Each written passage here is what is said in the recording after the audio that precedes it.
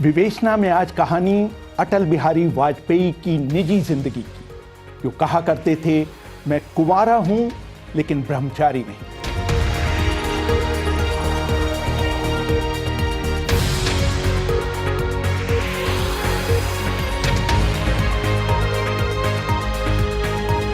अभिवादन स्वीकार करिए रेहान फजल का। 40 के दशक में भारत की आजादी की लड़ाई लड़ने वाले अधिकतर लोगों के निजी संबंध लकीर के फकीर नहीं थे। गांधी खुलेआम ब्रह्मचर्य के साथ अपने प्रयोग कर रहे थे। विधुर होते हुए भी जवाहरलाल नेहरू के एडवीना माउंटबेटन और पद्मजा नायडू के साथ संबंध थे। समाजवादी नेता राम मनोहर लोहिया एलानिया रमा मित्रा के साथ रह रहे थे, जिनसे उन्होंने कभी विवाह नहीं किया। उसी कड़ी में एक नाम था अटल बिहारी वाजपेयी का, जिनकी जिंदगी में भी राजकुमारी कौल के लिए एक खास जगह थी।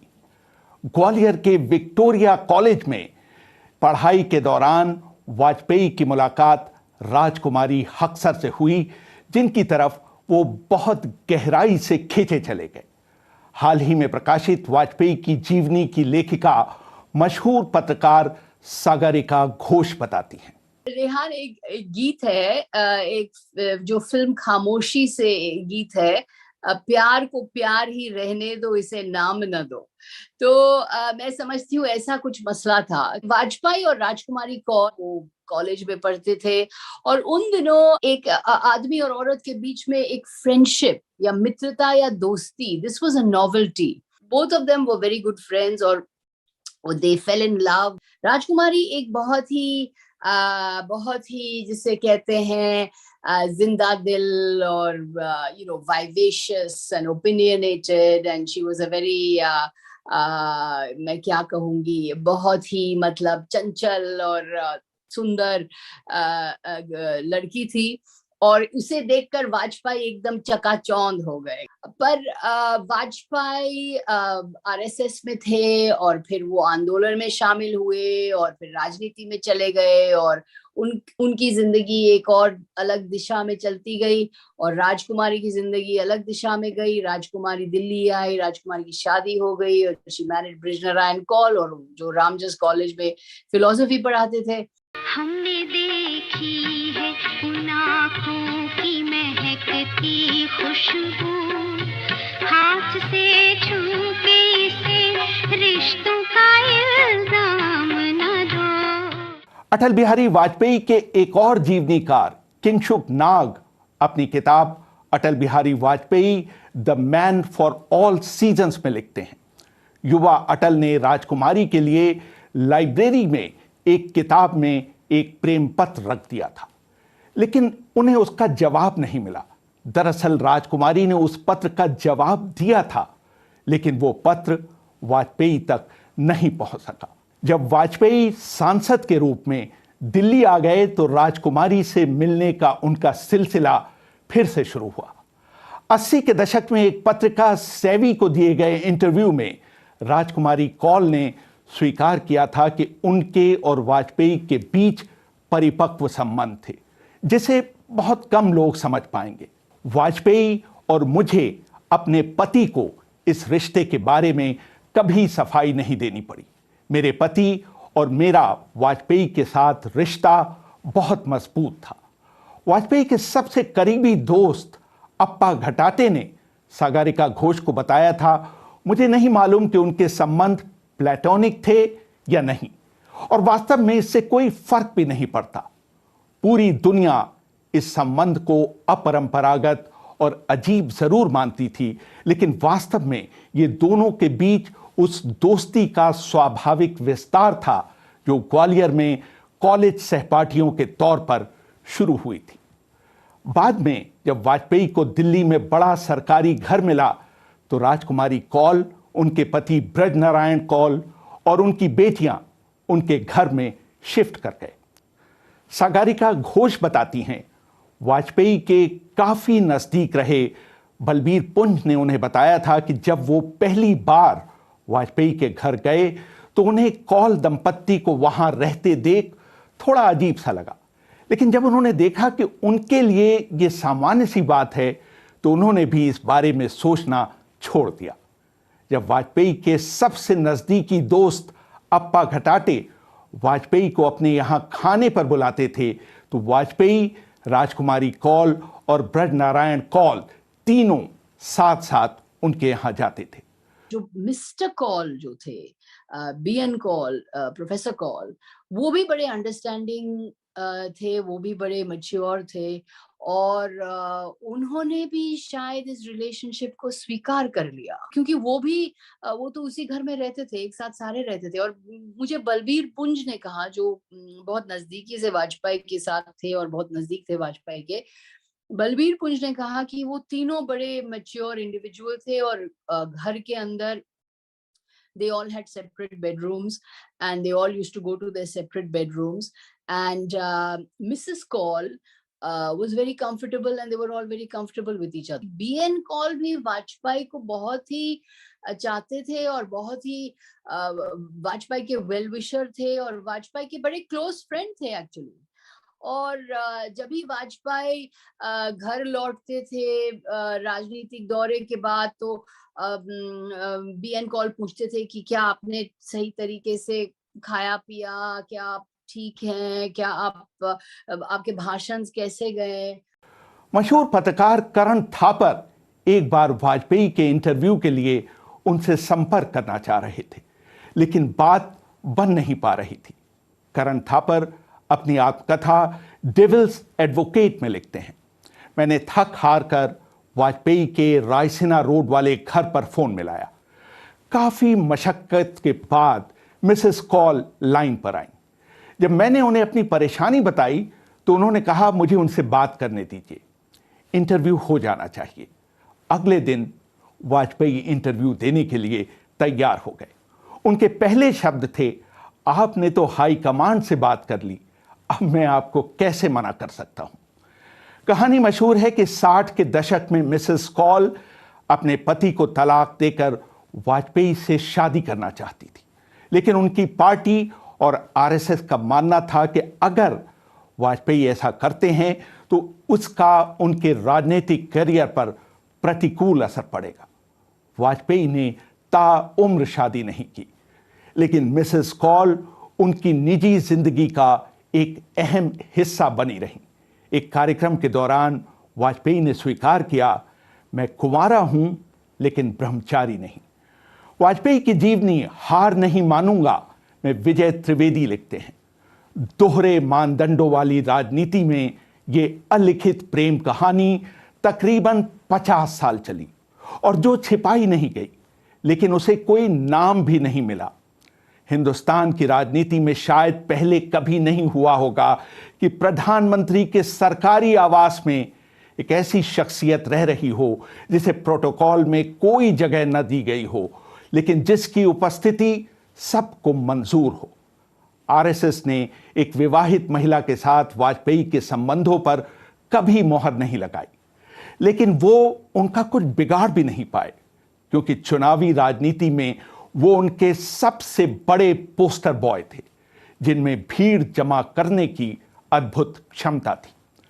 वर्ष 2014 में जब राजकुमारी कौल का 86 वर्ष की आयु में निधन हुआ तो उसके बाद जारी प्रेस रिलीज में कहा गया कि मिसेस कौल पूर्व प्रधानमंत्री वाजपेयी के परिवार की सदस्य थी।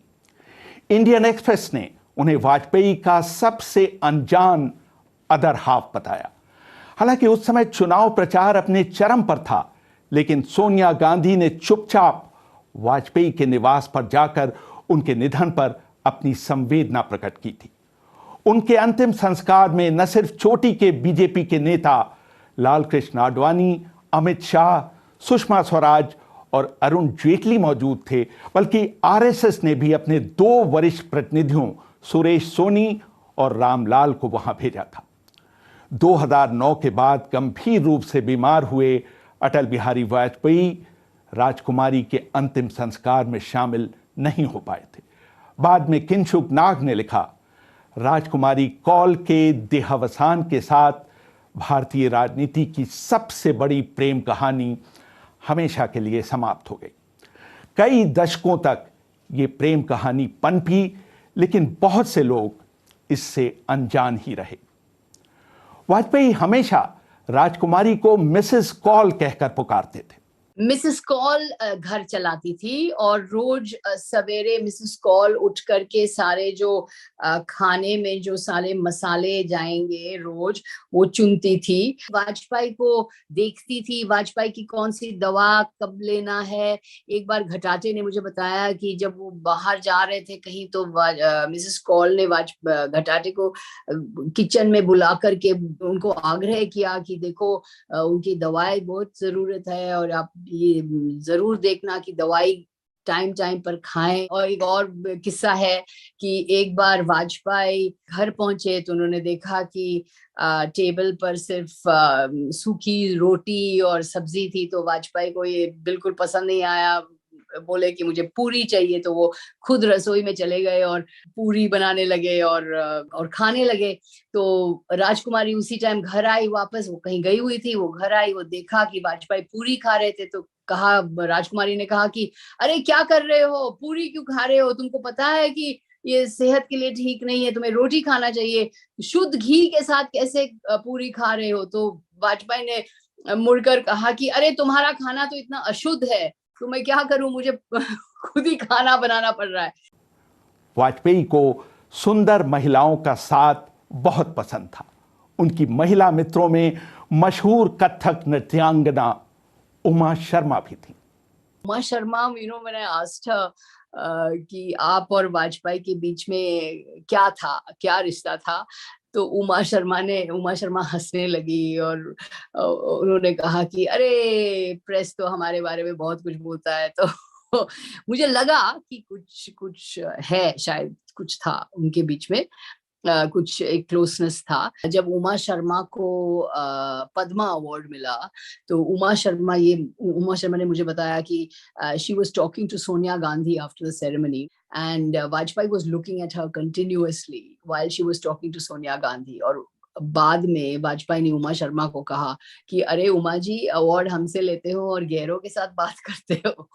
तो there was a slight element of कि सोनिया गांधी के साथ बात कर रही हो जब हमने तुमको अवार्ड दिया। तो और ऐसे बहुत सारे इंस्टेंसेस है। उमा जी ने मुझे बताया कि वाजपेयी कभी कभी उनको फोन करते थे और ये कहते थे कि मुझे आना है, तुम कहाँ हो। और उमा शर्मा would say कि I'm in my school because she had set up this dance school with the help of the government। और वाजपेयी जी कहते थे कि अच्छा चलो मैं आ रहा हूँ, और वो आते थे सिक्योरिटी के साथ और दोनों मिलकर बहुत सारी बातें करते थे, हंसी मजाक था उनके बीच में। अपने शुरुआती दिनों में वाजपेयी वाइन और स्कॉच के शौकीन थे। वो ग्वालियर का चिवड़ा, चांदनी चौक की जलेबियां और लखनऊ की चाट और ठंडाई पसंद करते थे। was an expert foodie, खाने में बहुत इंटरेस्ट था, बहुत खाते थे।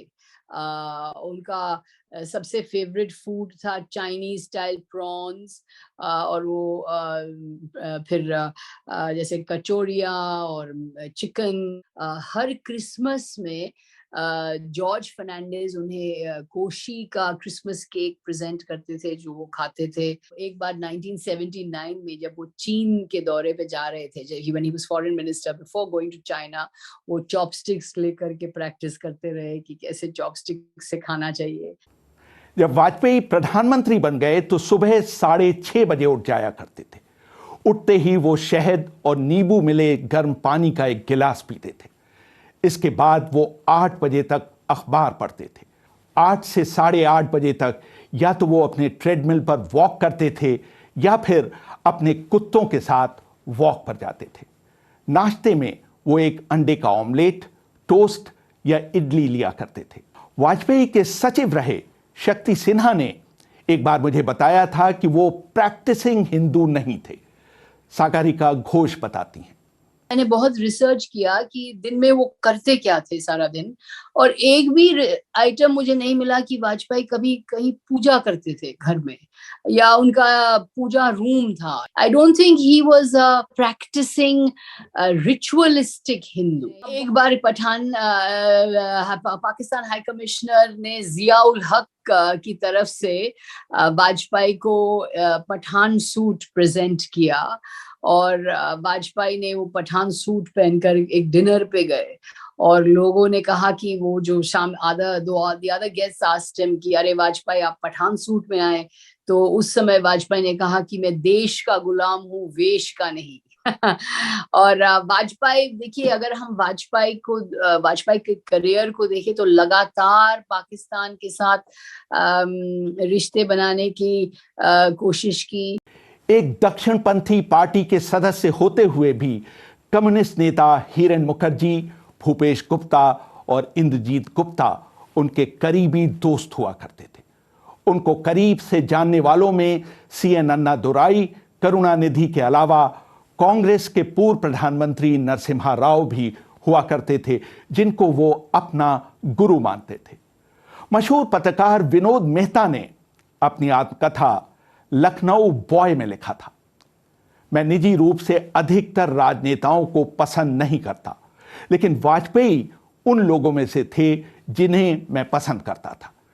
मैं इस मामले में मशहूर न्यायविद फाली नारिमन से पूरी तरह सहमत हूं, जो कहा करते थे, despite his inconsistencies I like the old man. Rehan Fazal, BBC, Delhi.